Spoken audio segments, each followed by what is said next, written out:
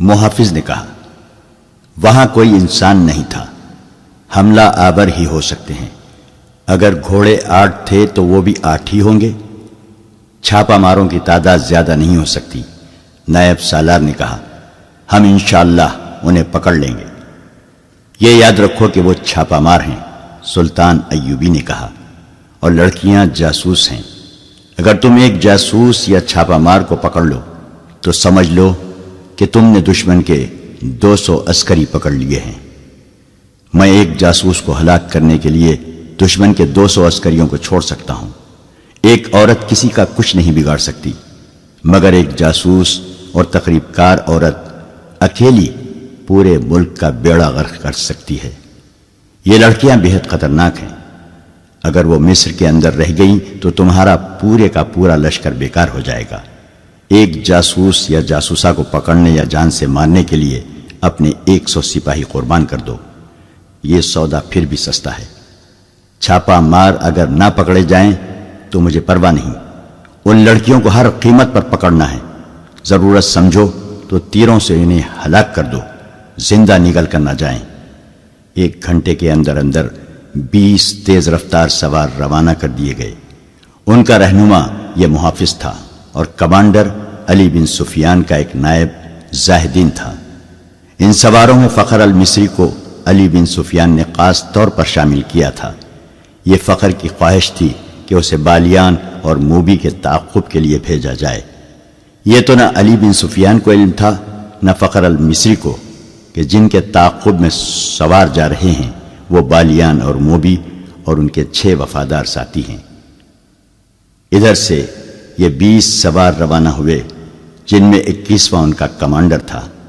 ان کا ہدف لڑکیاں تھیں اور انہیں چھوڑا کر لے جانے والے ادھر سے صلیبیوں کے 20 کمانڈر آ رہے تھے، جن میں 21واں ان کا کمانڈر تھا۔ ان کا بھی ہدف یہی لڑکیاں تھیں، مگر ان کی کمزوری یہ تھی کہ وہ پیدل آ رہے تھے۔ دونوں پارٹیوں میں سے کسی کو بھی معلوم نہ تھا کہ جن کے تعاقب میں وہ جا رہے ہیں وہ کہاں ہیں۔ صلیبیوں کی کمانڈو پارٹی اگلے روز سورج غروب ہونے سے کچھ دیر پہلے خاصا فاصلہ طے کر چکی تھی۔ راستہ اوپر چڑھ رہا تھا، وہ علاقہ نشیب و فراز کا تھا۔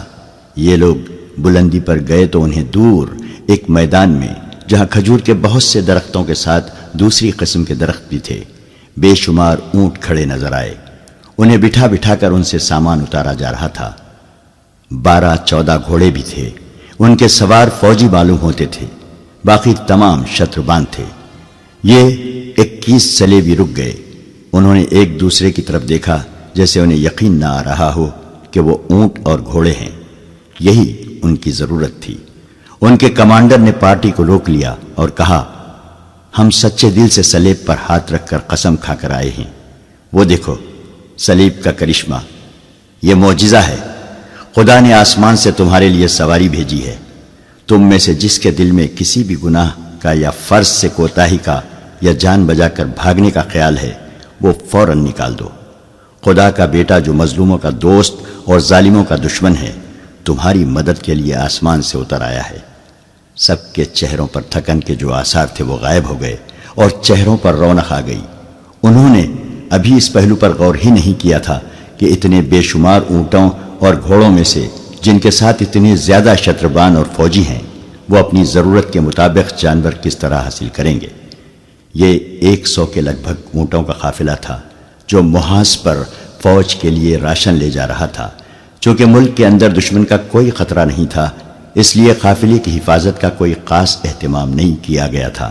صرف 10 گھوڑ سوار ساتھ بھیج دیے گئے تھے۔ شتربان نہتے تھے، ابھی چھاپا مار اور شپقوں مارنے والے میدان میں نہیں آئے تھے۔ صلیبیوں کے یہ 21 آدمی پہلے چھاپا مار تھے، یا اس سے پہلے صلاح الدین نے شپقوں کا وہ طریقہ آزمایا تھا جس میں تھوڑے سے سواروں نے سوڈانیوں کی فوج کے عقبی حصے پر حملہ کیا اور غائب ہو گئے تھے۔ اس وار کرو اور بھاگو کے طریقے جنگ کی کامیابی کو دیکھتے ہوئے سلطان ایوبی نے تیز رفتار، ذہین اور جسمانی لحاظ سے غیر معمولی طور پر صحت مند عسکریوں کے دستے تیار کرنے کا حکم دیا تھا، اور دشمن کے ملک میں لڑاکا جاسوس بھیجنے کی اسکیم بھی تیار کر لی تھی۔ لیکن سلیبیوں کو ابھی شبقوں اور چھاپوں کی نہیں سوجھی تھی۔ کسی نجی قافلے کو ڈاکو بعض اوقات لوٹ لیا کرتے تھے۔ سرکاری قافلے ہمیشہ محفوظ رہتے تھے، اسی لیے فوجوں کے رسد کے قافلے بے خوف و خطر رواں دواں رہتے تھے۔ اس سے پہلے بھی اسی محاذ کے لیے 2 بار رسد کے قافلے جا چکے تھے اور اسی علاقے سے گزرے تھے، لہذا حفاظتی اقدامات کی ضرورت نہیں سمجھی جاتی تھی۔ یہ قافلہ بھی خطروں سے بے پرواہ محاذ کو جا رہا تھا اور رات کے لیے یہاں پڑاؤ کر رہا تھا۔ اس سے تھوڑی ہی دور قافلے کے لیے بہت بڑا خطرہ آ رہا تھا۔ سلیبی کمانڈر نے اپنی پارٹی کو ایک نشیب میں بٹھا لیا اور 2 آدمیوں سے کہا کہ وہ جا کر یہ دیکھیں کہ قافلے میں کتنے اونٹ، کتنے گھوڑے، کتنے مسلح آدمی اور قطرے کیا کیا ہیں۔ پھر وہ رات کو حملہ کرنے کی اسکیم بنانے لگا۔ ان کے پاس ہتھیاروں کی کمی نہیں تھی، جذبے کی بھی کمی نہیں تھی۔ ہر ایک آدمی جان پر کھیلنے کو تیار تھا۔ نصف شب سے بہت پہلے وہ 2 آدمی واپس آئے جو قافلے کو قریب سے دیکھنے گئے تھے۔ انہوں نے بتایا کہ قافلے کے ساتھ 10 مسلح سوار ہیں جو ایک ہی جگہ سوئے ہوئے ہیں۔ گھوڑے الگ بندھے ہیں، شتربان ٹولیوں میں بٹ کر سوئے ہوئے ہیں۔ سامان میں زیادہ تر بوریاں ہیں۔ شتربانوں کے پاس کوئی ہتھیار نہیں۔ یہ بڑی اچھی معلومات تھی، کام مشکل نہیں تھا۔ قافلے والے گہری نیند سوئے ہوئے تھے۔ 10 عسکریوں کی آنکھ بھی نہ کھلی کہ تلواروں اور خنجروں نے انہیں کاٹ کر رکھ دیا۔ سلیبی چھاپا ماروں نے یہ کام اتنی خاموشی اور آسانی سے کر لیا کہ بیشتر شتربانوں کی آنکھ ہی نہ کھلی، اور جن کی آنکھ کھلی وہ سمجھ ہی نہ پائے کہ یہ کیا ہو رہا ہے۔ جس کے منہ سے آواز نکلی وہ اس کی زندگی کی آخری آواز ثابت ہوئی۔ چھاپا ماروں نے شتربانوں کو ہراساں کرنے کے لیے چیخنا شروع کر دیا۔ سوئے ہوئے شتربان گھبرا اور بڑبڑا کر اٹھے، اونٹ بھی بدک کر اٹھنے لگے۔ سلیبیوں نے شتربانوں کا قتل عام شروع کر دیا۔ بہت تھوڑے بھاگ سکے۔ سلیبی کمانڈر نے چلا کر کہا، یہ مسلمانوں کا راشن ہے، تباہ کر دو، اونٹوں کو بھی ہلاک کر دو۔ انہوں نے اونٹوں کے پیٹوں میں تلواریں گھونپنی شروع کر دی۔ اونٹوں کے واویلے سے رات کانپنے لگی۔ کمانڈر نے گھوڑے دیکھے، 12 تھے، 10 سواروں کے لیے اور 2 فالتو۔ اس نے 9 اونٹ الگ کر لیے۔ سورج طلوع ہوا تو پڑاؤ کا منظر بڑا بھیانک تھا۔ بے شمار لاشیں بکھری ہوئی تھیں۔ بہت سے اونٹ مر چکے تھے، کئی تڑپ رہے تھے، کچھ ادھر ادھر بھاگ گئے تھے۔ ہر طرف خون ہی خون تھا۔ جدھر نگاہ جاتی تھی اونٹ مرے ہوئے یا تڑپتے نظر آتے تھے۔ راشن کی بوریاں پھٹی ہوئی تھیں۔ آٹا اور کھانے کا دیگر سامان خون میں بکھرا ہوا تھا۔ 12 کے 12 گھوڑے غائب تھے اور وہاں کوئی زندہ انسان موجود نہیں تھا۔ چھاپا مار دور نکل گئے۔ ان کی سواری کی ضرورت پوری ہو گئی تھی۔ اب وہ تیز رفتاری سے اپنے شکار کو ڈھونڈ سکتے تھے۔ شکار دور نہیں تھا۔ بالیان کا دماغ پہلے ہی موبی کے حسن و جوانی اور شراب نے معاف کر رکھا تھا۔ اب اس کے پاس 7 حسین اور جوان لڑکیاں تھیں۔ وہ خطروں کو بھول ہی گیا۔ موبی اسے بار بار کہتی تھی کہ اتنا زیادہ کہیں رکنا ٹھیک نہیں، جتنی جلدی ہو سکے سمندر تک پہنچنے کی کوشش کرو، ہمارا تعاقب ہو رہا ہے۔ مگر بالیان بے فکر بادشاہوں کی طرح قہقہا لگا کر اس کی بات سنی انسنی کر دیتا تھا۔ لڑکیوں کو جس رات آزاد کرایا گیا تھا اس سے اگلی رات وہ ایک جگہ رکے ہوئے تھے۔ بالیان نے موبی سے کہا کہ ہم 7 مرد ہیں اور تم 7 لڑکیاں ہو۔ میرے ان 6 دوستوں نے میرا ساتھ بڑی دیانتداری سے دیا ہے۔ میں ان کی موجودگی میں تمہارے ساتھ رنگ رلیاں مناتا رہا، پھر بھی وہ نہیں بولے۔ اب میں انہیں انعام دینا چاہتا ہوں۔ تم ایک ایک لڑکی میرے ایک ایک دوست کے حوالے کر دو اور انہیں کہو کہ یہ تمہاری وفاداری کا تحفہ ہے۔ یہ نہیں ہو سکتا، موبی نے غصے سے کہا۔ ہم فاحشہ نہیں ہیں، میری مجبوری تھی کہ میں تمہارے ہاتھ میں کھلونا بنی رہی۔ یہ لڑکیاں تمہاری خریدی ہوئی لونڈیاں نہیں ہیں۔ میں نے تمہیں کسی قیمت پر بھی شریف لڑکی نہیں سمجھا۔ بالیان نے شاہانہ جلال سے کہا، تم سب ہمارے لیے اپنے جسموں کا تحفہ لائی ہو۔ یہ لڑکیاں معلوم نہیں کتنے مردوں کے ساتھ کھیل چکی ہیں، ان میں ایک بھی مریم نہیں۔ ہم اپنا فرض پورا کرنے کے لیے جسموں کا تحفہ دیتی ہیں۔ موبی نے کہا، ہم عیاشی کے لیے مردوں کے پاس نہیں جاتی، ہمیں ہماری قوم اور ہمارے مذہب نے ایک فرض سونپا ہے۔ اس فرض کی ادائیگی کے لیے ہم اپنا جسم، اپنا حسن، اپنی عصمت کو ہتھیار کے طور پر استعمال کرتی ہیں۔ ہمارا فرض پورا ہو چکا ہے، اب تم جو کہہ رہے ہو یہ عیاشی ہے جو ہمیں منظور نہیں۔ جس روز ہم عیاشی میں الجھ گئیں اس روز سے سلیب کا زوال شروع ہو جائے گا، سلیب ٹوٹ جائے گی۔ ہم اپنی عصمت کے شیشے کو توڑ دیتی ہیں تاکہ سلیب نہ ٹوٹے۔ ہمیں ٹریننگ دی گئی ہے کہ ایک مسلمان سربراہ کو تباہ کرنے کے لیے 10 مسلمانوں کے ساتھ راتیں بسر کرنا جائز ہے اور کار ثواب ہے۔ مسلمانوں کی ایک مذہبی پیشوا کو اپنے جسم سے ناپاک کرنے کو ہم ایک عظیم کار خیر سمجھتی ہیں۔ تو اس کا مطلب یہ ہوا کہ تم سلیب کی بقا کے لیے مجھے استعمال کر رہی ہو۔ بالیان کے احساسات آہستہ آہستہ جاگنے لگے۔ کیا تم مجھے سلیب کا محافظ بنانا چاہتی ہو؟ کیا تم ابھی تک شک میں ہو؟ موبی نے کہا۔ تم نے سلیب کے ساتھ کیوں دوستی کی ہے؟ سلطان صلاح الدین ایوبی کی حکمرانی سے آزاد ہونے کے لیے، بالیان نے کہا۔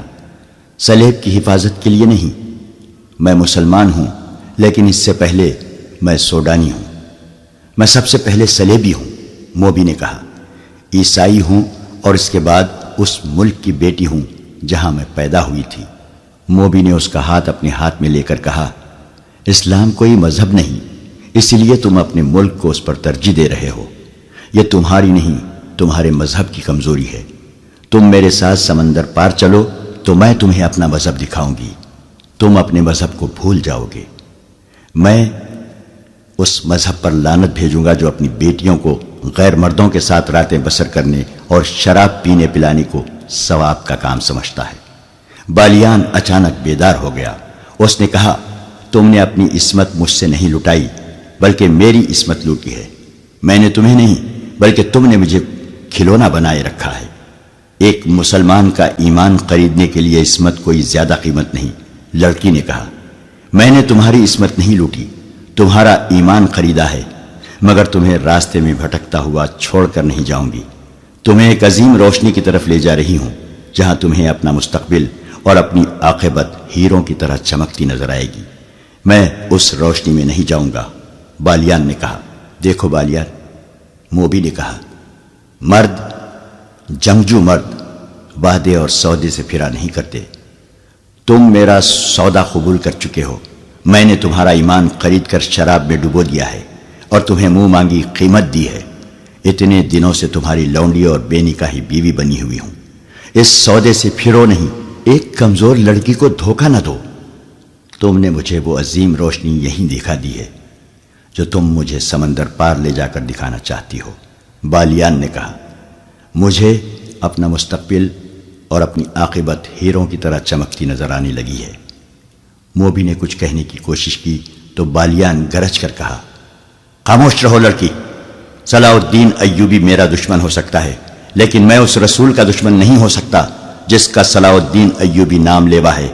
میں اس رسول کے نام پر مصر اور سوڈان کو قربان کر سکتا ہوں۔ اس کے عظیم اور مقدس نام پر میں صلاح الدین ایوبی کے آگے ہتھیار ڈال سکتا ہوں۔ میں تم کو کئی بار کہہ چکی ہوں کہ شراب کم پیا کرو، موبی نے کہا۔ ایک شراب دوسرے رات بھر جاگنا اور میرے جسم کے ساتھ کھیلتے رہنا۔ دیکھو تمہارا دماغ بالکل بیکار ہو گیا ہے۔ تم یہ بھی بھول گئے کہ میں تمہاری بیوی ہوں۔ میں کسی فاحشہ سلیبی کا خاوند نہیں ہو سکتا۔ اس کی نظر شراب کی بوتل پر پڑی۔ اس نے بوتل اٹھا کر پرے پھینک دی اور اٹھ کھڑا ہوا۔ اس نے اپنے دوستوں کو بلا لیا۔ وہ دوڑتے آئے۔ اس نے کہا، یہ لڑکیاں اور یہ لڑکی بھی تمہاری قیدی ہیں، انہیں واپس قاہرہ لے چلو۔ قاہرہ؟ ایک نے حیران ہو کر کہا، آپ قاہرہ جانا چاہتے ہیں؟ ہاں، اس نے کہا، قاہرہ۔ حیران ہونے کی ضرورت نہیں، اس ریگزار میں کب تک بھٹکتے رہیں گے؟ کہاں جائیں گے؟ چلو گھوڑوں پر زینے کسو اور ہر لڑکی کو ایک ایک گھوڑے کی پیٹھ پر باندھ کر لے چلو۔ صحرا میں اونٹ کا سفر بے آواز پا ہوتا ہے۔ گھوڑوں کے ٹاپوؤں کی ہلکی ہلکی آوازیں سنائی دیتی ہیں، لیکن اونٹ کے پاؤں خدا نے ایسے بنائے ہیں کہ ہلکی سی آواز بھی پیدا نہیں ہوتی۔ بالیان جس وقت موبی کے ساتھ باتیں کر رہا تھا، اسے محسوس تک نہ ہوا کہ ایک اونٹ ایک چھوٹے سے ریتیلے ٹیلے کے اونٹ میں کھڑا ان دونوں کو اور 6 لڑکیوں کو اور 6 آدمیوں کو دیکھ رہا ہے۔ وہ سلیبی کمانڈو پارٹی کا ایک آدمی تھا۔ اس پارٹی کا کمانڈر عقل مند آدمی تھا۔ بالیان کے ڈیرے سے تقریباً نصف میل دور اس نے پڑاؤ کیا تھا۔ اس کے وہم و گمان میں بھی نہ تھا کہ اس کا شکار اس سے نصف میل دور ہے۔ اس نے فوجی دانش مندی سے کام لیتے ہوئے رات کو 3 آدمیوں کو یہ ڈیوٹی دے دی تھی کہ وہ اونٹوں پر سوار ہو کر دور دور تک گھوم آئیں اور جہاں انہیں کوئی خطرہ یا کام کی کوئی چیز نظر آئے آ کر اطلاع دیں۔ اس کام کے لیے اونٹ ہی موزوں سواری تھی، کیونکہ اس کے پاؤں کی آواز نہیں ہوتی۔ تینوں سوار مختلف سمتوں کو چلے گئے تھے۔ یہ سارا علاقہ ایسا تھا کہ پڑاؤ کے لیے نہایت اچھا تھا، اس لیے کمانڈر نے سوچا تھا کہ یہاں کسی اور نے بھی ڈیرے ڈال رکھے ہوں گے۔ ایک شتر سوار کو روشنی سی نظر آئی تو وہ اس طرف چل پڑا۔ یہ ایک چھوٹی سی مشل تھی جو بالیان کے عارضی کیمپ میں جل رہی تھی۔ شتر سوار آگے گیا تو ایک ٹیلے کے پیچھے ہو گیا۔ یہ اتنا ہی اونچا تھا کہ اونٹ پر سوار ہو کر آگے دیکھتا جا سکتا تھا۔ اونٹ اور سوار اس کے پیچھے چھپ گئے تھے۔ اسے ہلکی ہلکی روشنی میں لڑکیاں نظر آئیں جو بالیان کے فوجی دوستوں کے ساتھ گپ شپ لگا رہی تھیں۔ ان سے کچھ دور ایک اور لڑکی ایک آدمی کے ساتھ باتیں کرتی نظر آئی۔ ذرا پرے بہت سے گھوڑے بندھے ہوئے تھے۔ ان میں وہ گھوڑے بھی تھے جو ان لوگوں نے قیدیوں کے محافظوں کو قتل کر کے حاصل کیے تھے۔ سلیبی شتر سوار نے اونٹ کو موڑا، کچھ دور آہستہ آہستہ چلا اور پھر اونٹ دوڑا دیا۔ اونٹ کے لیے نصف میل کا فاصلہ کچھ بھی نہیں تھا۔ سوار نے اپنی پارٹی کو خوشخبری سنائی کہ شکار ہمارے قدموں میں ہے۔ کمانڈر نے ایک لمحہ بھی ضائع نہ کیا، شتر سوار سے ہدف کی تفصیل پوچھی اور پارٹی کو پیدل چلا دیا۔ گھوڑوں کے قدموں کی آواز سے شکار چوکنا ہو جانے کا خطرہ تھا۔ جس وقت یہ پارٹی بالیان کے ڈیرے تک پہنچی، بالیان حکم دے چکا تھا کہ ایک ایک لڑکی کو گھوڑے کی پیٹھ پر باندھ دو۔ اس کے دوست حیرت زدہ ہو کر بالیان کو دیکھ رہے تھے کہ اس کا دماغ خراب ہو گیا ہے۔ انہوں نے اس کے ساتھ بحث شروع کر دی اور وقت ضائع ہوتا رہا۔ بالیان نے انہیں بڑی مشکل سے قائل کیا کہ وہ جو کچھ کہہ رہا ہے ہوش ٹھکانے رکھ کر کہہ رہا ہے اور قاہرہ چلے جانے میں ہی مصلحت اور عافیت ہے۔ لڑکیاں پریشانی کے عالم میں اسے دیکھ رہی تھیں۔ بالیان کے آدمیوں نے گھوڑوں پر زینے ڈالی اور لڑکیوں کو پکڑ لیا۔ اچانک ان پر آفت ٹوٹ پڑی۔ بالیان نے بلند آواز سے بار بار کہا، ہم ہتھیار ڈالنا چاہتے ہیں، لڑکیوں کو قاہرہ لے جا رہے ہیں۔ وہ حملہ آوروں کو سلطان ایوبی کے فوجی سمجھ رہا تھا، لیکن ایک خنجر نے اس کے دل میں اتر کر اسے خاموش کر دیا۔ اس کے دوست اتنے زیادہ آدمیوں کے ایسے اچانک حملے کا مقابلہ نہ کر سکے، سنبھلنے سے پہلے ہی ختم ہو گئے۔ سلیبیوں کا چھاپا کامیاب تھا، لڑکیاں آزاد ہو چکی تھیں۔ چھاپا مار انہیں فوراً اپنی جگہ لے گئے۔ انہوں نے کمانڈر کو پہچان لیا، وہ بھی ان کی پارٹی کا جاسوس تھا۔ انہوں نے رات وہیں بسر کرنے کا فیصلہ کیا اور پہرے کے لیے 2 سنتری کھڑے کر دیے جو ڈیرے کے ارد گرد گھومنے لگے۔ سلطان ایوبی کے بھیجے ہوئے سوار اس جگہ سے ابھی دور تھے جہاں سے قیدی لڑکیاں بالیان کے آدمیوں نے رہا کرائی تھیں۔ رات کو بھی چلے جا رہے تھے، تعاقب میں وقت ضائع کرنا نہیں چاہتے تھے۔ راہنما ان کے ساتھ تھا، وہ راستہ اور جگہ بھولا نہیں تھا۔ وہ انہیں اس جگہ لے گیا جہاں ان پر حملہ ہوا تھا۔ ایک مشل جلا کر دیکھا گیا، وہاں رابن اور اس کے ساتھیوں کی لاشیں اور ان کے محافظوں کی لاشیں پڑی تھیں۔ یہ چیری پھاڑی اور کھائی ہوئی تھیں۔ اس وقت بھی صحرائی لومڑیاں اور گیدڑ انہیں کھا رہے تھے۔ سواروں کو دیکھ کر یہ درندے بھاگ گئے۔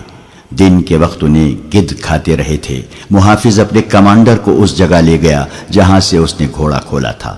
وہاں سے مشل کی روشنی میں زمین دیکھی گئی۔ گھوڑوں کے قدموں کے نشان نظر آ رہے تھے اور سمت کی نشاندہی کر رہے تھے جدھر یہ گئے تھے، مگر رات کے وقت ان نشانیوں کو دیکھ دیکھ کر چلنا بہت مشکل تھا۔ وقت ضائع ہونے کا اور بھٹک جانے کا ڈر تھا۔ رات کو وہیں قیام کیا گیا۔ سلیبی پارٹی کے کیمپ میں سب جاگ رہے تھے، وہ بہت خوش تھے۔ کمانڈر نے فیصلہ کیا تھا کہ صحرا کی تاریکی میں بحر روم کی طرف روانہ ہو جائیں گے۔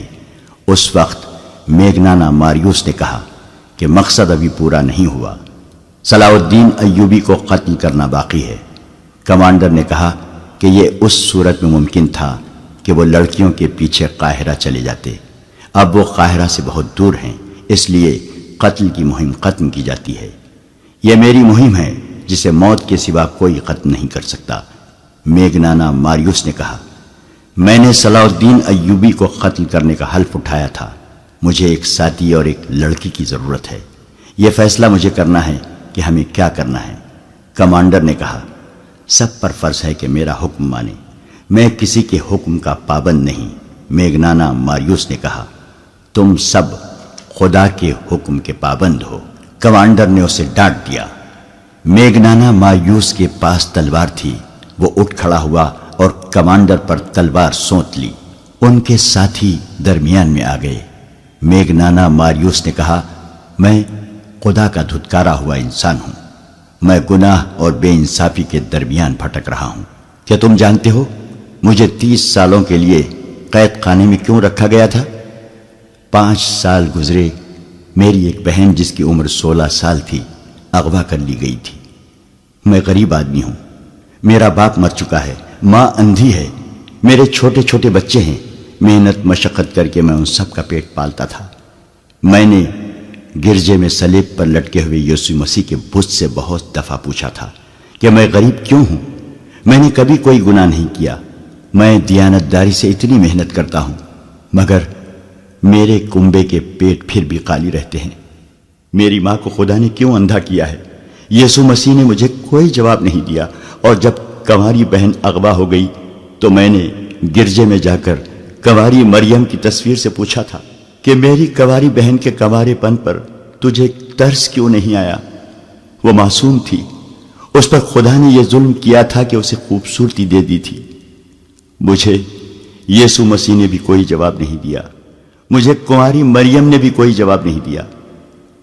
ایک روز مجھے ایک بہت ہی امیر آدمی کے نوکر نے بتایا کہ تمہاری بہن اس امیر آدمی کے گھر میں ہے۔ وہ عیاش آدمی ہے، کنواریوں کو اغوا کراتا ہے، تھوڑے دن اس کے ساتھ کھیلتا ہے اور انہیں کہیں غائب کر دیتا ہے، لیکن وہ آدمی بادشاہ کے دربار میں بیٹھتا ہے، لوگ اس کی عزت کرتے ہیں۔ بادشاہ نے اسے رتبے کی تلوار دی ہے۔ گناہگار ہوتے ہوئے خدا اس پر خوش ہے، دنیا کا قانون اس کے ہاتھ میں ہے۔ میں اس کے گھر گیا اور اپنی بہن واپس مانگی۔ اس نے مجھے دھکے دے کر اپنے محل سے نکال دیا۔ میں پھر گرجے گیا، یسوع مسیح کے بت اور کنواری مریم کی تصویر کے آگے رویا، خدا کو پکارا۔ مجھے کسی نے کوئی جواب نہیں دیا۔ میں گرجے میں اکیلا تھا۔ پادری آ گیا، اس نے مجھے ڈانٹ کر گرجے سے نکال دیا، کہنے لگا، یہاں سے تصویریں چوری ہو چکی ہیں، نکل جاؤ ورنہ پولیس کے حوالے کر دوں گا۔ میں نے حیران ہو کر اس سے پوچھا، کیا یہ خدا کا گھر نہیں ہے؟ اس نے جواب دیا، تم مجھ سے پوچھے بغیر خدا کے گھر میں کیسے آئے؟ اگر گناہوں کی معافی مانگنی ہے تو میرے پاس آؤ، اپنا گناہ بیان کرو، میں خدا سے کہوں گا کہ تمہیں بخش دے۔ تم خدا سے براہ راست کوئی بات نہیں کر سکتے، جاؤ نکلو یہاں سے۔ اور میرے دوستو، مجھے خدا کے گھر سے نکال دیا گیا۔ وہ ایسے لہجے میں بول رہا تھا کہ سب پر سناٹا طاری ہو گیا۔ لڑکیوں کے آنسو نکل آئے۔ صحرا کی رات کے سکوت میں اس کی باتوں کا تاثر سب پر طلسم بن کر طاری ہو گیا۔ وہ کہہ رہا تھا، میں پادری کو، یسوع مسیح کے بت کو، کنواری مریم کی تصویر کو اور اس خدا کو جو مجھے گرجے میں نظر نہیں آیا، شک کی نظروں سے دیکھتا نکل گیا۔ گھر گیا تو اندھی ماں نے پوچھا، میری بچی آئی ہے یا نہیں؟ میری بیوی نے پوچھا، میرے بچوں نے پوچھا۔ میں بھی بت اور تصویر کی طرح چپ رہا، مگر میرے اندر سے ایک طوفان اٹھا اور میں باہر نکل گیا۔ میں سارا دن گھومتا پھر رہا تھا۔ شام کے وقت میں نے ایک خنجر خریدا اور دریا کے کنارے ٹہلتا رہا۔ رات اندھیری ہو گئی اور بہت دیر بعد میں ایک طرف چل پڑا۔ مجھے اس محل کی بتیاں نظر آئیں جہاں میری بہن قید تھی۔ میں بہت تیز چل پڑا اور اس محل کے پچھواڑے چلا گیا۔ میں اتنا چالاک اور ہوشیار آدمی نہیں تھا، لیکن مجھ میں چالاکی آ گئی۔ میں پچھلے دروازے سے اندر چلا گیا۔ محل کے کسی کمرے میں شور شرابہ تھا، شاید لوگ شراب پی رہے تھے۔ میں ایک کمرے میں داخل ہوا تو ایک نوکر نے مجھے روکا۔ میں نے خنجر اس کے سینے پر رکھ دیا اور اپنی بہن کا نام بتا کر پوچھا، کہ وہ کہاں ہے؟ نوکر مجھے اندر کی سیڑھیوں سے اوپر لے گیا اور ایک کمرے میں داخل کر کے کہا کہ یہاں ہے۔ میں اندر گیا تو میرے پیچھے دروازہ بند ہو گیا۔ کمرہ خالی تھا۔ دروازہ کھلا اور بہت سے لوگ اندر آ گئے۔ ان کے پاس تلواریں اور ڈنڈے تھے۔ میں نے کمرے کی چیزیں اٹھا کر ان پر پھینکنی شروع کر دی۔ بہت توڑ پھوڑ کی۔ انہوں نے مجھے پکڑ لیا، مجھے مارا پیٹا اور میں بے ہوش ہو گیا۔ ہوش میں آیا تو میں ہتھکڑیوں اور بیڑیوں میں جکڑا ہوا تھا۔ میرے خلاف الزام یہ تھے کہ میں نے ڈاکہ ڈالا، بادشاہ کے درباری کا گھر برباد کیا اور 3 آدمیوں کو قتل کی نیت سے زخمی کیا۔ میری فریاد کسی نے نہ سنی اور مجھے 30 سال سزائے قید دے کر قید خانے کے جہنم میں پھینک دیا۔ ابھی 5 سال پورے ہوئے ہیں۔ میں انسان نہیں رہا۔ تم قید خانے کی سختیاں نہیں جانتے۔ دن کے وقت مویشیوں جیسا کام لیتے ہیں اور رات کو کتوں کی طرح زنجیر ڈال کر کوٹریوں میں بند کر دیتے ہیں۔ مجھے کچھ معلوم نہیں تھا کہ میری اندھی ماں زندہ ہے یا مر چکی۔ بیوی بچوں کا بھی پتہ نہ تھا۔ مجھے خطرناک ڈاکو سمجھ کر کسی سے ملنے نہیں دیا جاتا تھا۔ میں ہر وقت سوچتا رہتا تھا کہ خدا سچا ہے یا میں سچا ہوں۔ سنا تھا کہ خدا بے گناہوں کو سزا نہیں دیتا، مگر مجھے خدا نے کس گناہ کی سزا دی تھی؟ میرے بچوں کو کس گناہ کی سزا دی تھی؟ میں 5 سال اسی الجھن میں مبتلا رہا۔ کچھ دن گزرے، فوج کے 2 افسر قید خانے میں آئے۔ وہ اس کام کے لیے جس پر ہم آئے ہوئے ہیں آدمی تلاش کر رہے تھے۔ میں اپنے آپ کو پیش نہیں کرنا چاہتا تھا کیونکہ یہ بادشاہوں کے لڑائی جھگڑے تھے۔ مجھے کسی بادشاہ کے ساتھ دلچسپی نہیں تھی، لیکن میں نے جب سنا کہ چند ایک عیسائی لڑکیوں کو مسلمانوں کی قید سے آزاد کرانا ہے تو میرے دل میں اپنی بہن کا خیال آ گیا۔ ہمیں بتایا گیا تھا کہ مسلمان قابل نفرت قوم ہیں۔ میں نے یہ ارادہ کیا کہ میں عیسائی لڑکیوں کو مسلمانوں کی قید سے آزاد کراؤں گا تو خدا اگر سچا ہے تو میری بہن کو اس ظالم عیسائی کے پنجے سے چھڑا دے گا۔ پھر فوجی افسروں نے کہا کہ ایک مسلمان بادشاہ کو قتل کرنا ہے تو میں نے اسے جزا کا کام سمجھا اور اپنے آپ کو پیش کر دیا، مگر شرط یہ رکھی کہ مجھے اتنی رقم دی جائے جو میں اپنے کنبے کو دے سکوں۔ انہوں نے رقم دینے کا وعدہ کیا اور یہ بھی کہا کہ اگر تم سمندر پار مارے گئے تو تمہارے کنبے کو اتنی زیادہ رقم دی جائے گی کہ ساری عمر کے لیے وہ کسی کے محتاج نہیں رہیں گے۔ اس نے اپنے ساتھیوں کی طرف اشارہ کر کے کہا، یہ 2 میرے ساتھ قید خانے میں تھے۔ انہوں نے بھی اپنے آپ کو پیش کر دیا۔ ہم سے سینکڑوں باتیں پوچھی گئیں۔ ہم تینوں نے انہیں یقین دلایا کہ ہم اپنی قوم اور اپنے مذہب کو دھوکہ نہیں دیں گے۔ میں نے دراصل اپنے کنبے کے لیے اپنی جان فروخت کر دی ہے۔ قید خانے سے نکالنے سے پہلے ایک پادری نے ہمیں بتایا کہ مسلمانوں کا قتل تمام گناہ بخشوا دیتا ہے، اور عیسائی لڑکیوں کو مسلمانوں کی قید سے آزاد کراؤ گے تو سیدھے جنت میں جاؤ گے۔ میں نے پادری سے پوچھا کہ خدا کہاں ہے؟ اس نے جو جواب دیا اس سے میری تسلی نہ ہوئی۔ میں نے صلیب پر ہاتھ رکھ کر حلف اٹھایا۔ ہمیں باہر نکالا گیا، مجھے میرے گھر لے گئے۔ میرے گھر والوں کو انہوں نے بہت سی رقم دی۔ میں مطمئن ہو گیا۔ اب میرے دوستو، مجھے اپنا حلف پورا کرنا ہے۔ میں دیکھنا چاہتا ہوں کہ میرا خدا کہاں ہے۔ کیا ایک مسلمان بادشاہ کو قتل کر کے خدا نظر آ جائے گا؟ تم پاگل ہو، کمانڈر نے کہا۔ تم نے جتنی باتیں کی ہیں ان میں مجھے عقل کی ذرا سی بھی بو نہیں آتی۔ اس نے بڑی اچھی بات کی ہے۔ اس کے ایک ساتھی نے کہا، میں اس کا ساتھ دوں گا۔ مجھے ایک لڑکی کی ضرورت ہے۔ میگنانا ماریوس نے لڑکیوں کی طرف دیکھ کر کہا، میں لڑکی کی جان اور عزت کا ذمہ دار ہوں۔ لڑکی کے بغیر میں صلاح الدین ایوبی تک نہیں پہنچ سکوں گا۔ میں جب سے آیا ہوں سوچ رہا ہوں کہ صلاح الدین ایوبی کے ساتھ تنہائی میں کس طرح مل سکتا ہوں۔ موبی اٹھ کر اس کے ساتھ جا کھڑی ہوئی اور بولی، میں اس کے ساتھ جاؤں گی۔ ہم تمہیں بڑی مشکل سے آزاد کرا کے لائے ہیں موبی، کمانڈر نے کہا۔ میں تمہیں ایسے خطرناک مہم پر جانے کی اجازت نہیں دے سکتا۔ مجھے اپنی عصمت کا انتقام لینا ہے، موبی نے کہا۔ میں صلاح الدین ایوبی کی خوابگاہ میں آسانی سے داخل ہو سکتی ہوں۔ مجھے معلوم ہے کہ مسلمان کا رتبہ جتنا اونچا ہوتا ہے وہ خوبصورت لڑکیوں کا اتنا ہی زیادہ شیدائی ہو جاتا ہے۔ صلاح الدین ایوبی کو محسوس تک نہ ہوگا کہ وہ اپنی زندگی میں آخری لڑکی دیکھ رہا ہے۔ بہت دیر کے بعد بحث تکرار کے بعد میگنانا ماریوس اپنے ایک ساتھی اور موبی کے ساتھ اپنی پارٹی سے رخصت ہوا۔ سب نے انہیں دعاؤں کے ساتھ الوداع کہا۔ انہوں نے 2 اونٹ لیے، ایک پر موبی سوار ہوئی اور دوسروں پر دونوں مرد۔ ان کے پاس مصر کے سکے تھے اور سونے کی اشرفیاں بھی۔ دونوں مردوں نے چوغے اوڑھ لیے تھے۔ میگنانا ماریوس کی داڑھی خاصی لمبی ہو گئی تھی۔ قید خانے میں دھوپ میں مشقت کر کر کے اس کا رنگ اٹلی کے باشندوں کی طرح گورا نہیں رہا تھا، بلکہ سیاہی مائل ہو گیا تھا۔ اس پر یہ شک نہیں کیا جا سکتا تھا کہ وہ یورپی ہے۔ بھیس بدلنے کے لیے انہیں کپڑے دے کر بھیجا گیا تھا، مگر ایک رکاوٹ تھی جس کا بظاہر کوئی علاج نہیں تھا۔ وہ یہ کہ میگنانا ماریوس اٹلی کی زبان کے سوا اور کوئی زبان نہیں جانتا تھا۔ موبی مصر کی زبان بول سکتی تھی۔ دوسرا جو آدمی ان کے ساتھ گیا تھا وہ بھی مصر کی زبان نہیں جانتا تھا۔ انہیں اس کا کوئی علاج کرنا تھا۔ وہ رات کو ہی چل پڑے۔ موبی راستے سے واقف ہو چکی تھی، وہ قاہرہ سے ہی آئی تھی۔ میگنانا ماریوس نے اس پر بھی ایک چوغا ڈال دیا اور اس کے سر پر دوپٹے کی طرح چادر اڑا دی۔ صبح کی روشنی میں سلطان ایوبی کے ان سواروں کا دستہ جو ان کے تعاقب میں گیا تھا، گھوڑوں کے کھرے دیکھ کر روانہ ہو گیا۔ یہ بہت سے گھوڑوں کے نشان تھے جو چھپ ہی نہیں سکتے تھے۔ صبح سے پہلے صلیبیوں کی پارٹی لڑکیوں کو ساتھ لے کر چل پڑی۔ ان کی رفتار خاصی تیز تھی۔ ان کے تعاقب میں جانے والوں کا سفر رک گیا کیونکہ رات کے وقت وہ زمین کو نہیں دیکھ سکتے تھے، مگر صلیبیوں نے سفر جاری رکھا۔ وہ آدھی رات کے وقت پڑاؤ کرنا چاہتے تھے۔ وہ بہت جلدی میں تھے۔ صبح کے دھندلکے میں صلیبی جو آدھی رات کے وقت رکے تھے چل پڑے۔ ان کے تعاقب میں جانے والوں کی پارٹی صبح کی روشنی میں روانہ ہوئی۔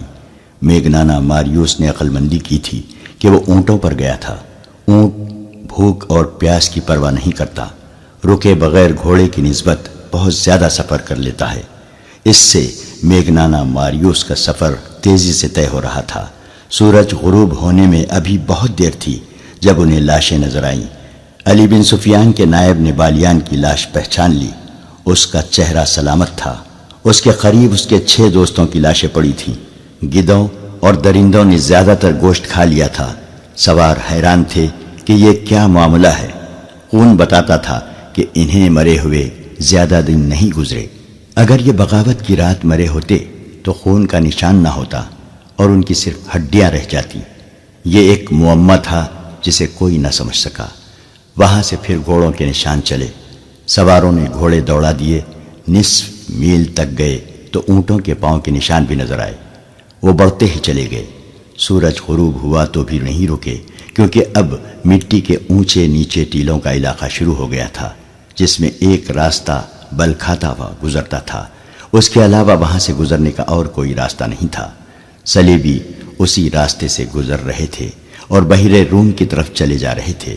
ٹیلوں کا علاقہ دور تک پھیلا ہوا تھا۔ وہاں سے تعاقب کرنے والے نکلے تو رک گئے کیونکہ آگے ریتیلا میدان آ گیا تھا۔ صبح کے وقت چلے تو کسی نے کہا کہ سمندر کی ہوا آنے لگی ہے۔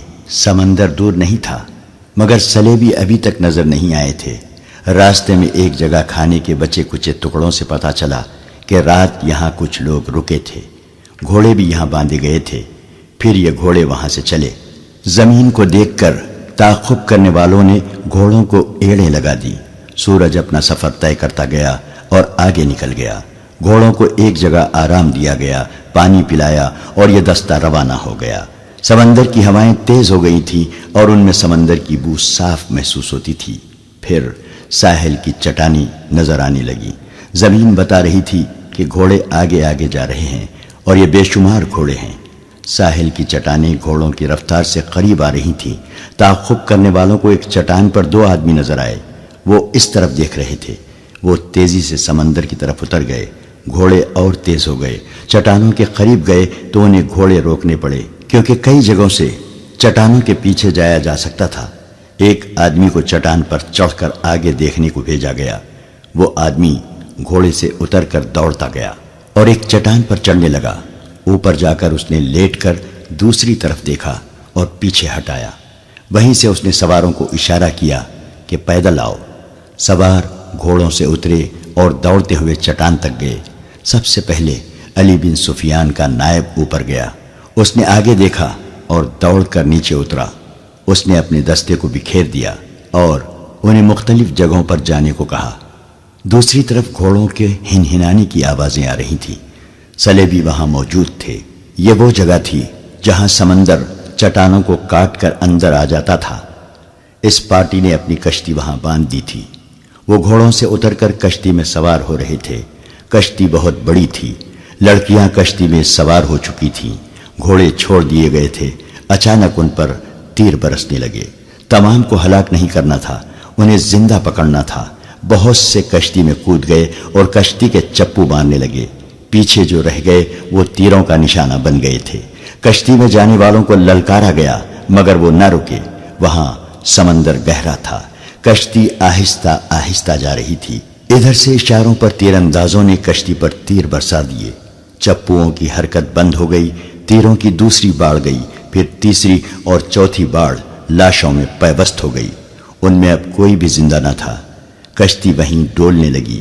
سمندر کی موجیں ساحل کی طرف آتی اور چٹانوں سے ٹکرا کر واپس چلی جاتی تھیں۔ ذرا سی دیر میں کشتی ساحل پر واپس آ گئی۔ سواروں نے نیچے جا کر کشتی پکڑ لی۔ وہاں صرف لاشیں تھیں۔ لڑکیاں بھی مر چکی تھیں۔ بعض کو 2 تیر لگے تھے۔ کشتی کو باندھ دیا گیا اور سواروں کا دستہ محاذ کی طرف روانہ ہو گیا۔ کیمپ دور نہیں تھا۔ میگنانا ماریوس قاہرہ کی ایک سرائے میں قیام پذیر تھا۔ اس سرائے کا ایک حصہ عام اور کمتر مسافروں کے لیے تھا اور دوسرا حصہ عمرہ اور اونچی حیثیت کے مسافروں کے لیے۔ اس حصے میں دولت مند تاجر بھی قیام کیا کرتے تھے۔ ان کے لیے شراب اور ناچنے گانے والیوں کا بھی انتظام کیا جاتا تھا۔ میگنانا ماریوس اسی خاص حصے میں ٹھہرا۔ موبی کو اس نے اپنی بیوی بتایا اور اپنے ساتھی کو معتمد ملازم۔ موبی کی خوبصورتی اور جوانی نے سرائے والوں پر میگنانا ماریوس کا رعب طاری کر دیا۔ ایسی حسین اور جوان بیوی کسی بڑے دولت مند ہی کی ہو سکتی تھی۔ سرائے والوں نے اس کی طرف خصوصی توجہ دی۔ موبی نے اپنے آپ کو مسلمان ظاہر کر کے صلاح الدین ایوبی کے گھر اور دفتر کے متعلق معلومات حاصل کر لی۔ اس نے یہ بھی معلوم کر لیا کہ سلطان ایوبی نے سوڈانیوں کو معافی دے دی ہے اور سوڈانی فوج توڑ دی ہے۔ اسے یہ بھی پتہ چل گیا کہ سوڈانی سالاروں اور کمانداروں وغیرہ کے حرم خالی کر دیے گئے ہیں اور یہ بھی کہ انہیں زرعی زمینیں دی جا رہی ہیں۔ یہ میگنانا ماریوس کی غیر معمولی دلیری تھی یا غیر معمولی حماقت کہ وہ اس ملک کی زبان تک نہیں جانتا تھا، پھر بھی اتنے خطرناک مشن پر آ گیا تھا۔ اسے اس قسم کے قتل کی اور اتنے بڑے رتبے کے انسان تک رسائی حاصل کرنے کی کوئی ٹریننگ نہیں دی گئی تھی۔ وہ ذہنی لحاظ سے انتشار اور قلفشار کا مریض تھا۔ پھر بھی وہ صلاح الدین ایوبی کو قتل کرنے آیا، جس کے ارد گرد محافظوں کا پورا دستہ موجود رہتا تھا۔ اس کے دستے کے کمانڈر نے اس سے کہا تھا کہ تم پاگل ہو، تم نے جتنی باتیں کی ہیں ان میں مجھے ذرا سی بھی عقل کی بو نہیں آئی۔ بظاہر میگنانا ماریوس پاگل ہی تھا۔ یہ ایک تاریخی حقیقت ہے کہ بڑے آدمیوں کو قتل کرنے والے عموماً پاگل ہوتے ہیں۔ اگر پاگل نہیں تو ان کے ذہنی توازن میں کچھ نہ کچھ گڑبڑ ضرور ہوتی ہے۔ یہی کیفیت اٹلی کے اس سزا یافتہ آدمی کی تھی۔ اس کے پاس ایک ہتھیار ایسا تھا جو ڈھال کا کام بھی دے سکتا تھا۔ یہ تھی موبی۔ موبی مصر کی صرف زبان ہی نہیں جانتی تھی بلکہ اسے اور اس کی مری ہوئی 6 ساتھی لڑکیوں کو مصری اور عربی، مسلمانوں کے رہن سہن، تہذیب و تمدن اور دیگر معاشرتی اونچ نیچ کے متعلق لمبے عرصے کے لیے ٹریننگ دی گئی تھی۔ وہ مسلمان مردوں کی نفسیات سے بھی واقف تھی، اداکاری کی ماہر تھی اور سب سے بڑی خوبی یہ کہ وہ مردوں کو انگلیوں پر نچانا اور بوقت ضرورت اپنا پورا جسم ننگا کر کے کسی مرد کو پیش کرنا بھی جانتی تھی۔ یہ تو کوئی بھی نہیں بتا سکتا کہ بند کمرے میں میگنانا ماریوس، موبی اور ان کے ساتھی نے کیا باتیں کی اور کیا منصوبہ بنایا۔ البتہ ایسا ثبوت پرانی تحریروں میں ملتا ہے کہ 3-4 روز سرائے میں قیام کے بعد میگنانا ماریوس باہر نکلا تو اس کی داڑھی دھلی دھلائی تھی۔ اس کے چہرے کا رنگ سوڈانیوں کی طرح گہرا بادامی تھا، جو مصنوعی ہو سکتا تھا لیکن مصنوعی لگتا نہیں تھا۔ اس نے معمولی قسم کا چوغا اور سر پر معمولی قسم کا رومال اور امامہ باندھ رکھا تھا۔ موبی سر سے پاؤں تک سیاہ برقع نما لبادے میں تھی اور اس کے چہرے پر باریک نقاب اس طرح پڑا تھا کہ ہونٹ اور تھوڑی ڈھکی ہوئی تھی۔ پیشانی تک چہرہ ننگا تھا، پیشانی پر اس کے بھورے ریشمی بال پڑے ہوئے تھے اور اس کا حسن ایسا نکھرا ہوا تھا کہ راہ جاتے لوگ رک کر دیکھتے تھے۔ ان کا ساتھی معمولی سے لباس میں تھا جس سے پتہ چلتا تھا کہ نوکر ہے۔ سرائے کے باہر دو نہایت اعلیٰ نسل کے گھوڑے کھڑے تھے۔ یہ سرائے والوں نے میگنانا ماریوس کے لیے اجرت پر منگوائے تھے، کیونکہ اس نے کہا تھا کہ وہ اپنی بیوی کے ساتھ سیر کے لیے جانا چاہتا ہے۔ میگنانا ماریوس اور موبی گھوڑوں پر سوار ہو گئے اور جب گھوڑے چلے تو ان کا ساتھی نوکروں کی طرح پیچھے پیچھے چل پڑا۔ صلاح الدین ایوبی اپنے نائبین کو سامنے بٹھائے سوڈانیوں کے متعلق احکامات دے رہا تھا۔ وہ یہ کام بہت جلدی ختم کرنا چاہتا تھا، کیونکہ اس نے فیصلہ کر لیا تھا کہ سلطان زنگی کی بھیجی ہوئی فوج مصر کی نئی فوج اور وفادار سوڈانیوں کو ساتھ ملا کر ایک فوج بنائے گا اور فوری طور پر یروشلم پر چڑھائی کرے گا۔ بحر روم کی شکست کے بعد جبکہ سلطان زنگی نے فرینکوں کو بھی شکست دے دی تھی، ایک لمبے عرصے تک صلیبیوں کے سنبھلنے کا کوئی امکان نہیں تھا۔ ان کے سنبھلنے سے پہلے ہی سلطان ایوبی ان سے یروشلم چھین لینے کا منصوبہ بنا چکا تھا۔ اس سے پہلے وہ سوڈانیوں کو زمینوں پر آباد کر دینا چاہتا تھا تاکہ کھیتی باڑی میں الجھ جائیں اور ان کی بغاوت کا امکان نہ رہے۔ نئی فوج کی تنظیم نو اور ہزارہ سوڈانیوں کو زمینوں پر آباد کرنے کا کام آسان نہیں تھا۔ ان دونوں کاموں میں خطرہ یہ تھا کہ سلطان ایوبی کی فوج اور اپنی انتظامیہ میں ایسے اعلیٰ افسر موجود تھے جو اسے مصر کی امارت کے سربراہ کی حیثیت سے نہیں دیکھ سکتے تھے۔ سوڈانیوں کی فوج کو توڑ کر بھی سلطان ایوبی نے اپنے خلاف خطرہ پیدا کر لیا تھا۔ اس فوج کے چند ایک اعلیٰ حکام زندہ تھے، انہوں نے سلطان کی اطاعت قبول کر لی تھی، مگر علی بن سفیان کی انٹیلیجنس بتا رہی تھی کہ بغاوت کی راکھ میں ابھی بھی چنگاریاں موجود ہیں۔ انٹیلیجنس کی رپورٹ یہ بھی تھی کہ ان باغی سربراہوں کو اپنی شکست کا اتنا افسوس نہیں جتنا صلیبیوں کی شکست کا غم ہے، کیونکہ وہ بغاوت دب جانے کے بعد بھی صلیبیوں سے مدد لینا چاہتے تھے اور مصر کی انتظامیہ اور فوج کے دو تین اعلیٰ حکام کو سوڈانیوں کی شکست کا افسوس تھا، کیونکہ وہ آس لگائے بیٹھے تھے کہ سلطان صلاح الدین ایوبی مارا جائے گا یا بھاگ جائے گا۔ یہ ایمان فروشوں کا ٹولہ تھا، لیکن سلطان ایوبی کا ایمان مضبوط تھا۔ اس نے مخالفین سے واقف ہوتے ہوئے بھی ان کے خلاف کوئی کارروائی نہ کی، ان کے ساتھ نرمی سے اور خلوص سے پیش آتا رہا۔ کسی محفل میں اس نے ان کے خلاف کوئی بات نہ کی، اور جب کبھی اس نے ماتحتوں سے اور فوج سے خطاب کیا تو ایسے الفاظ کبھی نہ کہے کہ میں اپنے مخالفین کو مزہ چکھا دوں گا۔ کبھی دھمکی آمیز یا طنزیہ الفاظ استعمال نہیں کیے، البتہ ایسے الفاظ اکثر اس کے منہ سے نکلتے تھے۔ اگر کسی ساتھی کو ایمان بیچتا دیکھو تو اسے روکو، اسے یاد دلاؤ کہ وہ مسلمان ہے، اس کے ساتھ مسلمانوں جیسا سلوک کرو تاکہ وہ دشمن کے اثر سے آزاد ہو جائے۔ لیکن در پردہ وہ مخالفین کی سرگرمیوں سے باخبر رہتا تھا۔ علی بن سفیان کا محکمہ بہت ہی زیادہ مصروف ہو گیا تھا۔ سلطان ایوبی کو زیر زمین سیاست کی اطلاعیں باقاعدگی سے دی جا رہی تھیں۔ اب اس کے محکمے کی ذمہ داری اور زیادہ بڑھ گئی تھی۔ محافظوں اور شتربانوں کے قتل کی اطلاع بھی قاہرہ آ چکی تھی۔ اس سے پہلے جاسوسوں کا گروہ جس میں لڑکیاں بھی تھیں، محافظوں سے نامعلوم افراد نے آزاد کرا لیا تھا۔ ان دو واقعات نے یہ ثابت کر دیا تھا کہ ملک میں صلیبی جاسوس اور چھاپہ مار موجود ہیں، اور یہ بھی ظاہر ہوتا تھا کہ انہیں یہاں کے باشندوں کی پشت پناہی اور پناہ حاصل ہے۔ ابھی یہ اطلاع نہیں پہنچی تھی کہ چھاپہ ماروں اور لڑکیوں کے عین اس وقت ختم کر دیا گیا ہے جب وہ کشتی میں سوار ہو رہے تھے۔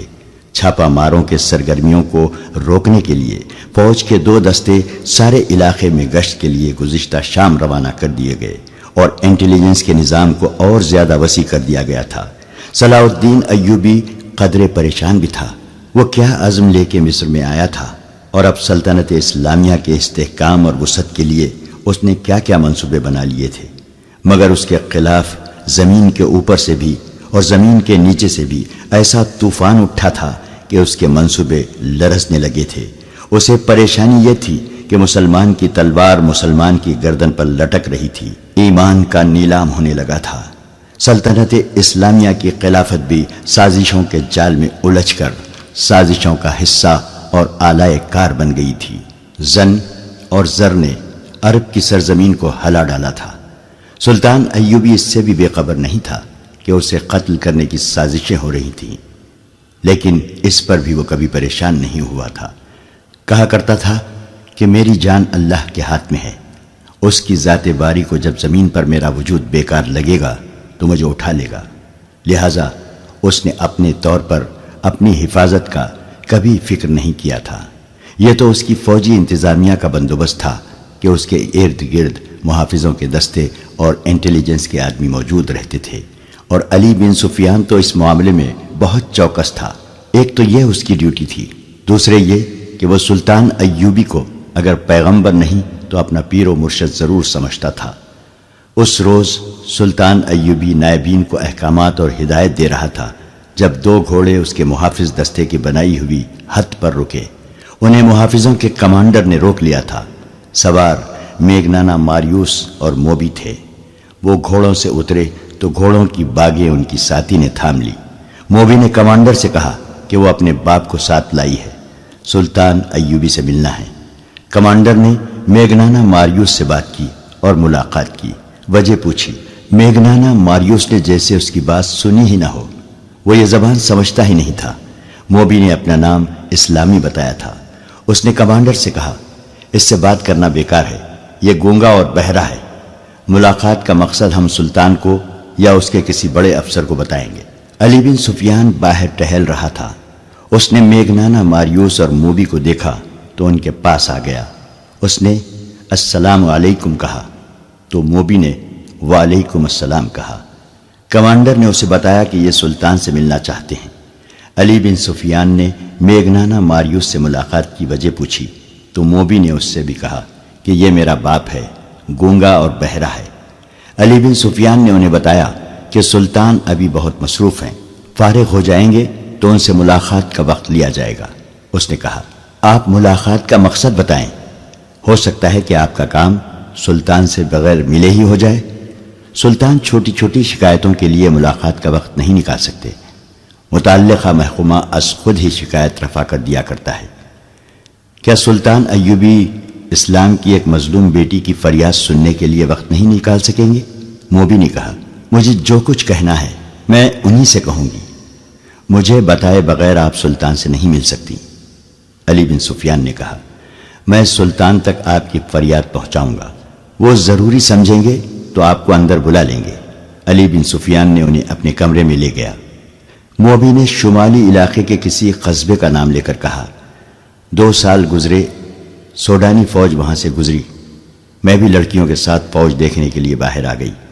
ایک کماندار نے اپنا گھوڑا موڑا اور میرے پاس آ کر میرا نام پوچھا۔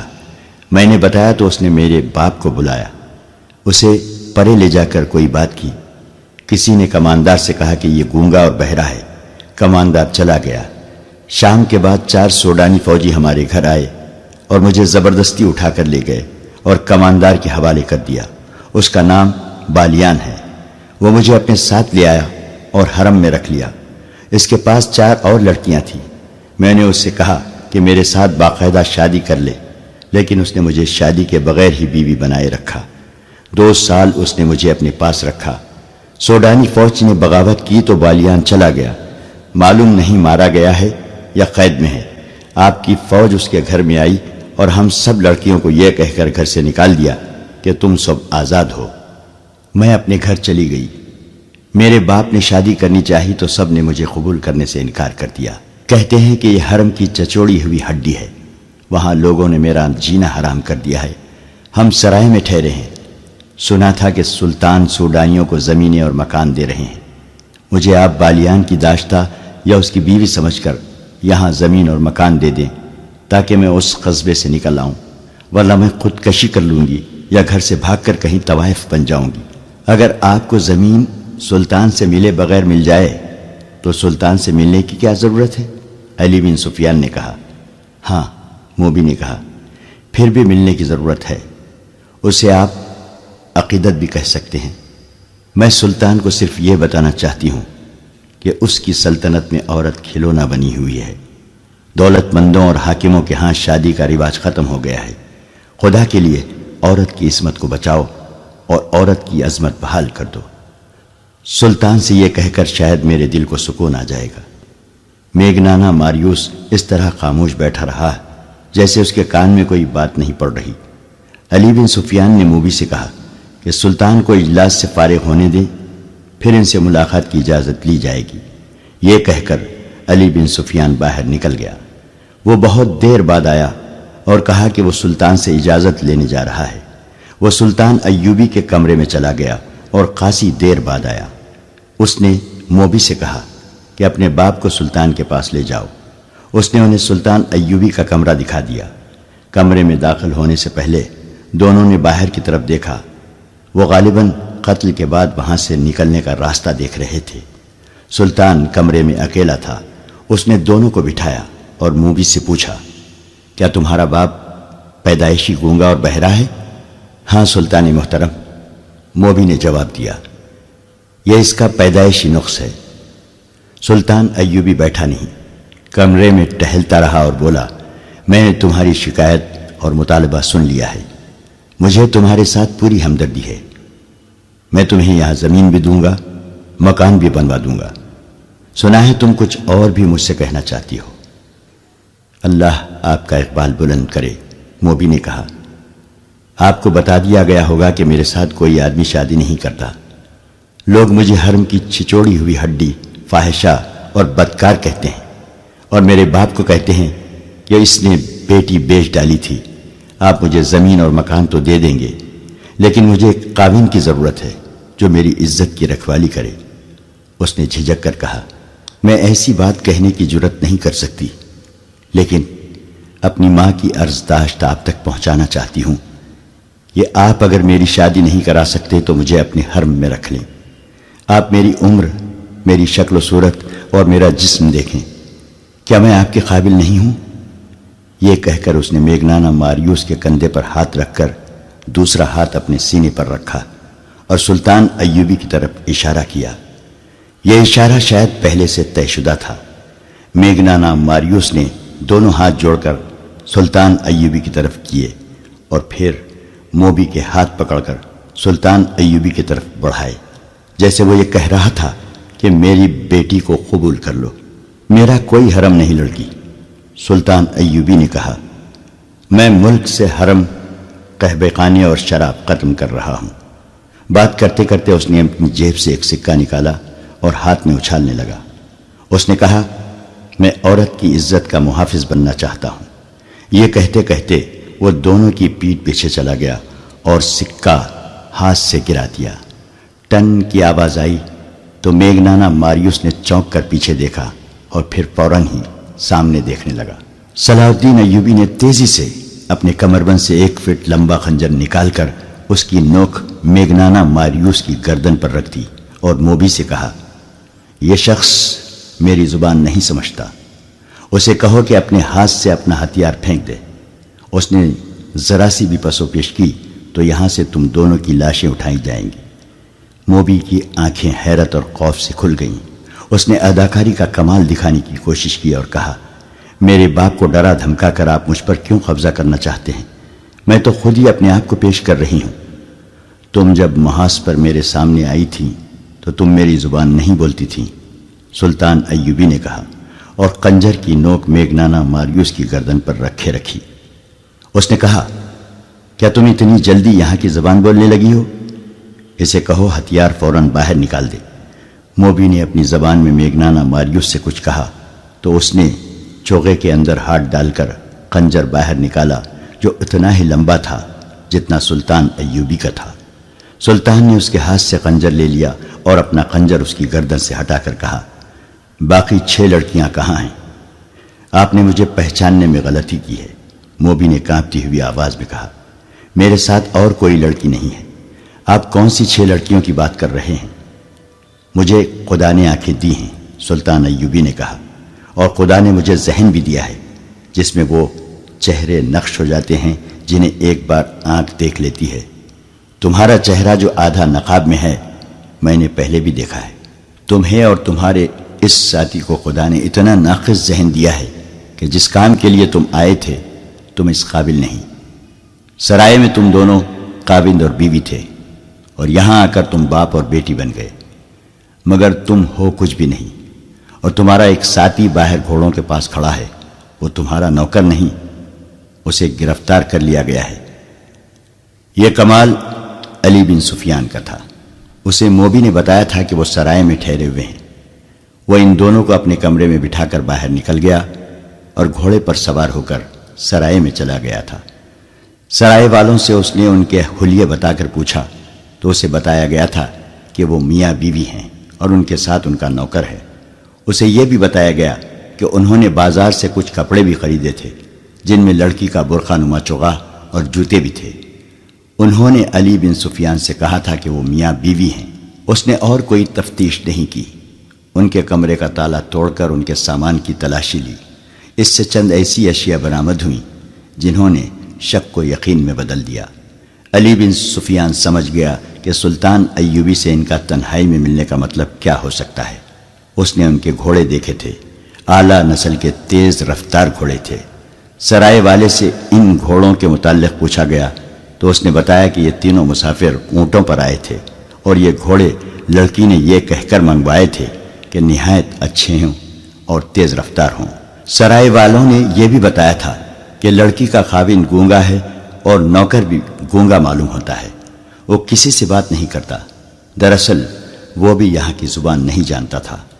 علی بن سفیان نے واپس آ کر دیکھا کہ اجلاس ختم ہو گیا ہے تو وہ سلطان ایوبی کے پاس چلا گیا، اسے ان کے متعلق بتایا اور وہ کہانی بھی سنائی جو لڑکی نے اسے سنائی تھی۔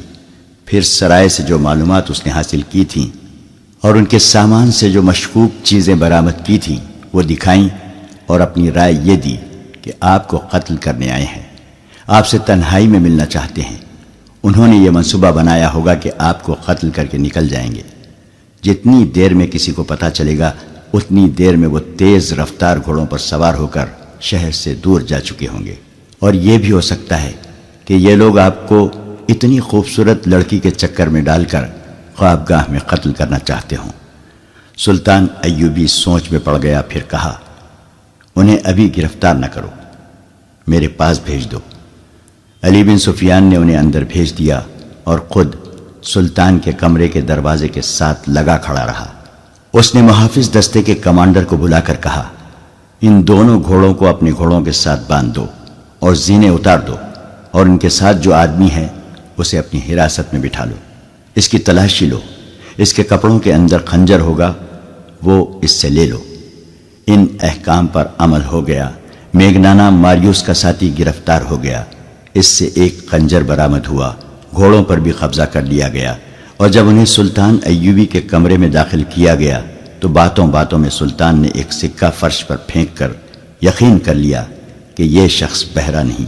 سکے کی آواز پر اس نے فوراً پیچھے موڑ کر دیکھا تھا۔ صلاح الدین ایوبی نے لڑکی سے کہا اسے کہو کہ میری جان صلیبیوں کے خدا کے ہاتھ میں نہیں، میرے اپنی خدا کے ہاتھ میں ہے۔ موبی نے اپنی زبان میں میگنانا ماریوس سے بات کی تو اس نے چونک کر کچھ کہا۔ موبی نے سلطان ایوبی سے کہا یہ کہتا ہے کیا آپ کا خدا کوئی اور ہے، اور کیا مسلمان بھی خدا کو مانتے ہیں؟ اس سے کہو کہ مسلمان اس خدا کو مانتے ہیں جو سچا ہے اور سچے عقیدے والوں کو عزیز رکھتا ہے۔ سلطان ایوبی نے کہا مجھے کسی نے بتایا ہے کہ تم دونوں مجھے قتل کرنے آئے ہو۔ میرے خدا نے، اگر تمہارا خدا سچا ہوتا تو تمہارا خنجر مجھے ہلاک کر چکا ہوتا۔ میرے خدا نے تمہارا خنجر میرے ہاتھ میں دے دیا ہے۔ اس نے ایک تلوار کہیں سے نکالی اور چند اور اشیاء انہیں دکھا کر کہا یہ تلوار اور یہ چیزیں تمہاری ہیں، یہ تمہارے ساتھ سمندر پار سے آئی ہیں، تم سے پہلے یہ مجھ تک پہنچ گئی ہیں۔ میگنانا ماریوس حیرت سے اٹھ کھڑا ہوا، اس کی آنکھیں ابھل کر باہر آ گئیں۔ جتنی باتیں ہوئیں وہ موبی کی وساست سے ہوئیں۔ میگنانا ماریوس نے بولنا شروع کر دیا اور وہ صرف اپنی زبان بولتا سمجھتا تھا۔ خدا کے متعلق یہ باتیں سن کر اس نے کہا یہ شخص سچے عقیدے کا معلوم ہوتا ہے۔ میں اس کی جان لینے آیا تھا، لیکن اب میری جان اس کے ہاتھ میں ہے۔ اسے کہو کہ تمہارے سینے میں ایک خدا ہے، وہ مجھے دکھائے، میں اس خدا کو دیکھنا چاہتا ہوں جس نے اسے اشارہ دیا ہے کہ ہم اسے قتل کرنے آئے ہیں۔ سلطان ایوبی کے پاس اتنی لمبی چوڑی باتوں کا وقت نہیں تھا۔ اسے چاہیے تھا کہ ان دونوں کو جلاد کے حوالے کر دیتا، لیکن اس نے دیکھا کہ یہ شخص بھٹکا ہوا معلوم ہوتا ہے۔ اگر یہ پاگل نہیں تو یہ ذہنی طور پر گمراہ ضرور ہے۔ چنانچہ اس نے اس کے ساتھ دوستانہ انداز سے باتیں شروع کر دیں۔ اس دوران علی بن سفیان اندر آ گیا۔ وہ دیکھنا چاہتا تھا کہ سلطان خیریت سے تو ہے۔ سلطان ایوبی نے مسکرا کر کہا، سب ٹھیک ہے علی، میں نے ان سے خنجر لے لیا ہے۔ علی بن سفیان سکون کی آہ بھر کر باہر چلا گیا۔ میگنانا ماریوس نے کہا، بیشتر اس کے کہ سلطان میری گردن تن سے جدا کر دے، میں اپنی زندگی کی کہانی سنانے کی مہلت چاہتا ہوں۔